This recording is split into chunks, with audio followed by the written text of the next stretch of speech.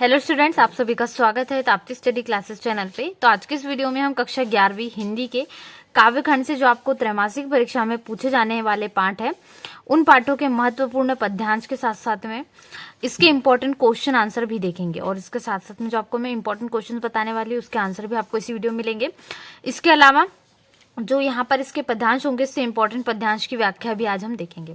तो जल्दी से वीडियो को लाइक कर दीजिएगा, अभी तक लाइक नहीं करा हो तो अपने सभी दोस्तों में वीडियो को शेयर कर दीजिएगा। चैनल पे जितने बच्चे हैं चैनल को सब्सक्राइब जरूर करें। तो कबीर का जो पाठ है यहाँ पर, इसमें से एक दोहा केवल आना है, एक रिड्यूस हो चुका है और इनका कवि परिचय वेरी इंपॉर्टेंट है, आप इसको अभी से टिक कर लीजिए। कबीर का कवि परिचय या मीरा का अथवा में दोनों का आता है, ठीक है। तो 2 काव्यखंड से पद है और एक इसके अलावा घर की याद है। 3 चैप्टर आपको आ रहे हैं। तो इसमें जो पद नंबर 1 है, हम तो एक एक करी जाना और यहाँ से आपको कबीर दीवाना सिर्फ ये है, ठीक है। पद नंबर 2 जो है ये रिड्यूस हो चुका है, तो ये आपको अब नहीं आएगा। पद नंबर 2 इसमें से आपको कुछ भी क्वेश्चन नहीं बनेगा, ना ही ये पद आएगा और इसकी व्याख्या भी नहीं आएगी। तो एक ही पद है, अब एक ही पद है तो इससे क्वेश्चन कम आएंगे। पिछले वर्ष जो ज्यादा क्वेश्चन आए थे वो क्वेश्चन इसमें से नहीं आएंगे, ठीक है। और तो ये पूरा पद यहाँ पर रिड्यूस है। इसमें आपको कौन कौन से इंपॉर्टेंट क्वेश्चन करना है, अभ्यास से जो 100% गारंटी आपको आएंगे। तो सबसे पहले इसकी व्याख्या देख लेते हैं, ठीक है, क्योंकि संदर्भ प्रसंग सहित इसकी व्याख्या आने वाली है। तो हम तो एक एक कर ही जाना है, यहाँ पर आपको देख लेना। इसमें सबसे पहले आपको शब्दार्थ तो उतना महत्वपूर्ण नहीं होता, लेकिन हाँ संदर्भ आता है और ये आपको जो है इसमें व्याख्या में प्रश्न बैंक में भी देखने को ही मिल जाएगा। इसलिए इसको अभी से तैयार कर लीजिए। कुछ नहीं है इसका, इसमें जो बताया गया है, कभी एक तर्क दे रहे हैं, वो किस प्रकार से बता रहे कि ईश्वर अलग अलग नहीं है, ठीक है। जैसे सभी अपना ईश्वर अलग अलग बताते हैं, वैसा नहीं, ईश्वर के केवल एक स्वरूप है और एक रूप है, और इस पर एक क्वेश्चन भी बनता है। इसमें उन्होंने बताने की कोशिश की है कि मनुष्य को जो है गुमराह कर दिया जाता, मतलब अलग अलग बता दिया जाता, परंतु ईश्वर जो एक ही है, सभी हवा वगैरह पानी सबको एक ही लगती है, ठीक है। तो बस वही बताया गया है, इसको थोड़ा सा आप अर्थ समझ सकते हैं। हम इसके कुछ इंपॉर्टेंट क्वेश्चन भी देखेंगे, पहले आप इसका अर्थ अच्छे से लिख लीजिएगा, ठीक है। ज़्यादा इसको आपको नहीं पढ़ना है डीपली, और इतना अर्थ भी आपको जरूरी नहीं कि आप एग्जाम में इतना ही लिख के आए, आप इसको एक बार समझने की कोशिश कीजिए, जितना शॉर्ट में इसको समझ सकते हैं। जैसे कबीर ने यहाँ पर वास्तविक चीजों को बताया, ठीक है। उसमें बताया है ऐसे लोग जो परमात्मा को जानते ही नहीं, जिन्होंने जाना ही नहीं, वही बड़ी बड़ी बातें बताते हैं। ऐसा इसमें बताया कि ईश्वर एक ही रूप में विद्यमान है। तो इतना सा आप इसको लेकर बहुत अच्छे से इसकी पूरी व्याख्या कर सकते हैं, ठीक है। तो ये व्याख्या हो जाएगी। संदर्भ प्रसंग हमने देख लिया है। इसके बाद इसका काव्य सुंदर, केवल 2 विशेषता आप इसमें लिख सकते हैं, यानी इसमें काव्य सुंदर के हम विशेष भी बताते हैं कि इसमें विशेष क्या है। तो 2 विशेषता लिख सकते हैं। जैसे इसमें यहाँ पर सदुक्कड़ी भाषा जो हमेशा कबीर के इसमें देखने को मिलती है। इसमें जो एक आया उसमें कौन सा अलंकार है, यमक अलंकार। दूसरा पद तो रिड्यूस हो चुका है, तो आपको इतना पढ़ना है। अब बात करते हैं इसके बहुत महत्वपूर्ण प्रश्नों की, जो 100% आपको त्रैमासिक परीक्षा में पूछे जाने हैं और जिनका आपको अभी से तैयारी करनी है। इसमें सबसे पहला और महत्वपूर्ण जो मैं आपको बता रही थी, very very important, most MP, आपको वार्षिक तक का ले जाएगा क्वेश्चन। इसको अभी से आज से तैयार करना है।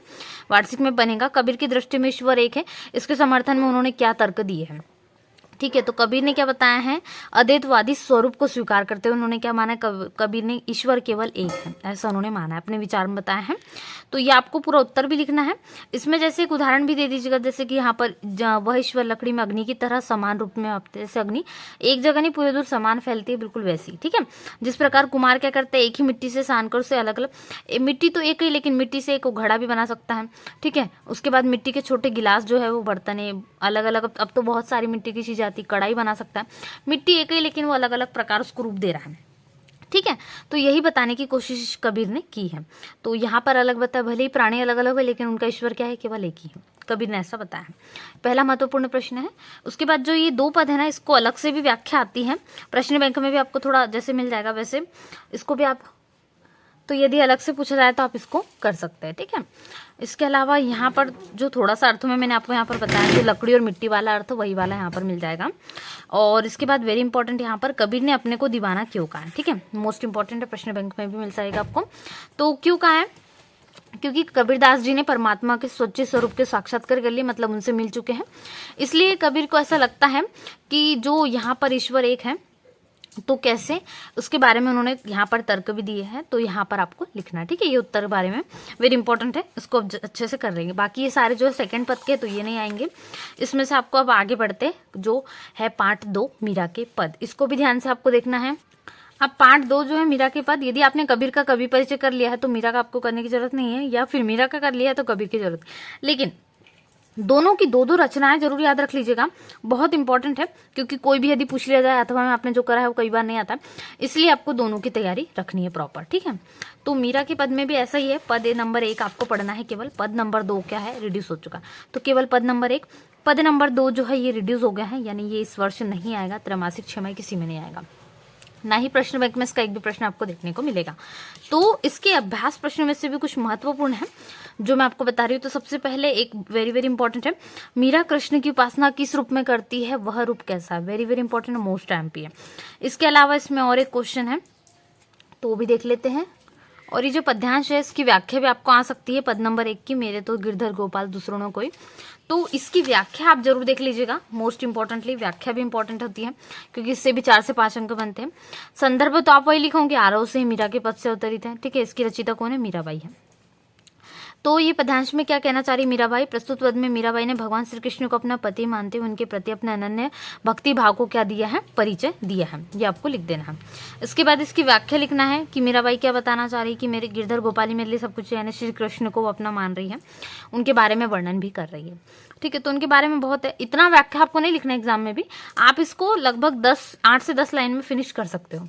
वो 8 से 10 लाइन ऐसी नहीं होना चाहिए, ऐसी होना चाहिए जिसमें सब कुछ डिटेलिंग आई हो, पूरी व्याख्या, ठीक है। और उसके बाद में काव्य सौंदर्य ने विशेष तो इसमें बहुत सारे, जैसे सबसे पहले मोस्ट इंपॉर्टेंटली मीराबाई की रचनाओं में आता राजस्थानी मिश्रित भाषा, मिश्रित ब्रज भाषा होती है, क्योंकि उधर से बिलोंग करती हो, तो जो राजस्थान साइड से वो बिलोंग करती थी, तो यहाँ पर आपको राजस्थानी मिश्रित भाषा बहुत सरलता से याद हो जाएगा। और उनके इसमें हमेशा आपको भक्ति और शांत रस दोनों को मिलेगा, श्रृंगार रस भी मिलेगा, तो ये दो को आप विशेष सिर्फ इतना याद रख लीजिएगा, आपको ज्यादा कुछ इसमें करने की जरूरत ही नहीं पड़े। दूसरा पद तो रिड्यूस हो चुका है, ठीक है। इसके इंपॉर्टेंट क्वेश्चन में मैंने जो आपको पहले दिखाया था, मीरा कृष्ण की उपासना किस रूप में करती है, तो यहाँ पर मीरा जो है किस रूप में, अपने पति के रूप में उन्होंने उसको स्वीकार करा और उसी रूप में अपनी जो है भक्ति दर्शाती है, ठीक है, मीराबाई, ये आपको लिख लेना है, बहुत इंपॉर्टेंट है, इसलिए इसको अभी से आज ही क्लियर कर लीजिए, जितना हो सके आप इसको कर सकते हैं, क्योंकि त्रैमासिक के लिए बहुत सारे क्वेश्चन ऐसे जो आपको करना है। इसके बाद जो हमारा अगला चैप्टर है वो है घर की याद, चैप्टर नंबर 5 है, क्योंकि जो बाकी बीच के 2 चैप्टर है पथिक और व्याख्या दोनों क्या हो चुके, रिड्यूस हो चुके इस वर्ष। तो घर की याद में भवानी प्रसाद मिश्र का भी यहाँ पर कवि परिचय आ सकता है। पहले तो आप कबीर का करेंगे, सबसे पहले आपको मोस्ट इंपॉर्टेंटली मैंने आपको कबीर का परिचय बताया, तो वो आपको करना है। घर की याद में कवि ने यहाँ पर बताया कि कैसे जेल, वैसे यहाँ पर है जो पोएम है उसमें बहुत सारे पद्यांश है, तो कवि जो है जेल में है और जेल से उन्हें घर की याद सता रही है, ठीक है। उसमें कभी बहुत सारी पीड़ा याद आती है, जैसे हम कहीं बाहर जाते हैं तो हम घर की एक एक चीज़ याद आती है, कैसे हम खाना खाते हैं घर पर, कैसे बैठकर, किसके साथ में, कितने बजे उठते हैं, क्या सारी चीज़ें हमें बराबर ध्यान आती है, घर के जो परिवार वाले उनकी भी हमें याद आती है, तो बहुत ऐसा ही कुछ बताएं। वैसे तो इसमें बहुत सारे पद्यांश है, लेकिन एक महत्वपूर्ण पद्यांश है जो हर वर्ष आता है, मतलब यहाँ पर आपको करना ही करना है, ये पद्यांश है, पद्यांश नंबर 7, ठीक है। इसको ध्यान से लिखिएगा, क्योंकि इसकी कुछ 2 से 3 लाइनें भी व्याख्या में आ सकती है, पूरा का पूरा पद्यांश भी आ सकता है। क्या है, 5वां मैं हूं अभागा, जिस सोने पर सुहागा, पिताजी कहते रहे प्यार में बहते रहे, आज उनके स्वर्ण बेटे, ठीक है। यहाँ से आ सकता है आपका आज उनके स्वर्ण बेटे, लेकिन पूरा करके जाइएगा। लगे होगे उन्हें हेटे, क्योंकि मैं उन पर सुहागा, बंधा बैठा हूं अभागा। आपको सिर्फ इतना याद रखना है, जो यहाँ पर संदर्भ में तो आपको पता ही होगा, जो प्रस्तुत संदर्भ है किससे लिया गया है, घर की याद पाठ से लिया गया, आरोह बुक से। इसके रचिता कौन है, यहाँ पर भवानी प्रसाद मिश्र है, ठीक है। प्रसंग में कवि क्या बता रहे, कवि जो है कारावास में बैठे हैं और अपने घर की याद में डूबे हुए, जैसे पूरी जो पद्यांश उसमें यही मिलेगा आपको, और अपने पिता के प्रति यहाँ पर प्रेम को बता रहे, क्योंकि देखिए पिताजी की याद आ रही है उनको, और पिता के प्रेम के स्मरण को याद कर बहुत भावुक भी हो रहे हैं, तो वही वचन याद आ रहा है उनको, जैसे पिताजी का अन्य भाइयों की तुलना में अतिरिक्त प्रेम आज कवि को अत्यंत व्याकुल कर रहा है, ठीक है। और वही बता रहे कि उनके चारों भाइयों को क्या कहा उन्होंने, सोना, और 5वें को क्या कहा, सोने पर सुहागा, ठीक है। तो जो ये सोने पर सुहागा आया है ना, ये यहाँ पर उनके लिए प्रयुक्त किया गया, कवि के लिए, ठीक है। ऐसी तुलना यहाँ पर ज्ञान दे रहे हैं कवि, तो ये आपको ध्यान देना है। इसके बाद में यहाँ पर इसका काव्य सौंदर्य भी, तो इसमें आप कोई भी 2 पॉइंट में लिख सकते हैं, आपको पूरे नंबर मिल जाएंगे। वेरी इंपॉर्टेंट है, इस पद्यांश को अभी आज ही क्लियर कर लीजिए। इसमें जो सोने पर सुहागा, इस मुहावरे का जो प्रयोग है वो बहुत अच्छा दर्शनीय भी है, शांत रस है, प्रसाद गुण विद्यमान है, ठीक है। ये दोनों आप इसमें लिख लीजिएगा, और यहाँ पर अनुप्रास अलंकार भी लिख सकते हैं। और बाकी के जो पद्यांश है इसमें सिर्फ आपको ऐसे ही अगर आता है तो व्याख्या इसकी एक बार देख सकते हैं। अब इससे बढ़ते हैं वेरी वेरी इंपॉर्टेंट प्रश्नों को, और इसमें प्रश्न है, वैसे ये पार्ट पूरा आपको आना है और अच्छे से इसको करना है, क्योंकि इसमें से नंबर बहुत सारे बनेंगे आपके। ठीक है, व्याख्या के पे तो सब पे मिलेंगे। मायके आई बहन के लिए कवि ने घर को परिताप का घर क्यों कहा है। ठीक है, उनकी बहन जो मायके आती है, तो कवि की कुल कितनी बहनें, 4 बहनें हैं। ठीक है, और 4 भाई और उनको मिलाकर एक 5 भाई वो है। तो यहाँ पर इतना बड़ा परिवार था कवि का, इसलिए कवि को याद आना स्वाभाविक है। और इनमें से उनकी एक बहन क्या है, विवाहिता है। ठीक है, और यहाँ पर सावन में उनकी जो बहन है वो आई है, तो अपने माता पिता के घर यानी कि मायके में अपने परिजन से मिलने आई होगी और अपने माता पिता और भाई बहन की कुशल क्षेम जानना चाहती होगी, उनसे अपना दुख दर्द राजी खुशी साझा करना चाहती होगी।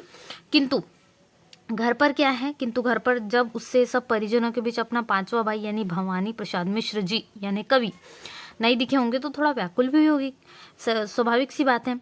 और जब उन्हें पता होगा कि उनका प्रिय भाई कैद में है तो उनके दिल पर क्या बीती होंगी। ठीक है, तो यही परिताप उनको लगता होगा, ये कारण यही है।